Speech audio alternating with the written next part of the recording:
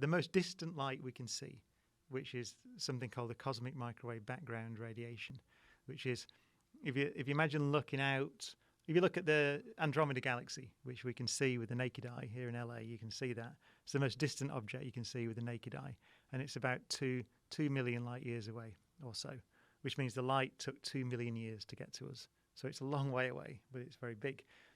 So as you look further out into the universe to more and more distant galaxies, you're looking further back in time, because you look at something that's 1 billion light years away, then the light took 1 billion years to get to us. So you see it as it was 1 billion years in the past.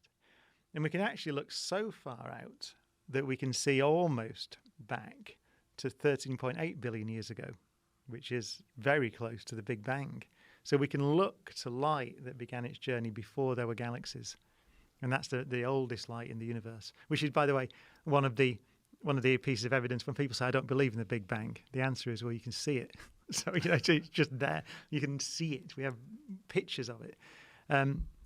That light, it turns out that there are sort of structures or ripples in that light, which we can use as a ruler.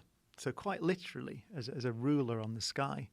And then because that light's been traveling through the universe, we can see how that ruler's been distorted as the light has traveled through space. And so we can infer whether space is flat or curved or how it's warps, if you like, just from that measurement. So it's a beautiful measurement. Is it possible that in the future we'll be able to see past 13.8 billion years? Not with light. Not with because light. What the picture is that before, it actually was released 380,000 years after the Big Bang. It's a very precise number. You might say, how do you know that? Well, before that time, the universe was so hot that atoms couldn't form. So you had a soup of electrically charged particles. It was just too hot for electrons to go into orbit around nuclei. So the universe was opaque to light. So you just couldn't. It was like almost like a big glowing star, if you like. And then when it was expanding, it cooled past the point where the atoms could form. And at that point, it becomes transparent, really almost instantly in a cosmic timescale. And so the light could then travel in straight lines through the universe, and we can see that light. So we see the light from that time, but further back than that, it's opaque. So you can't see past that with light.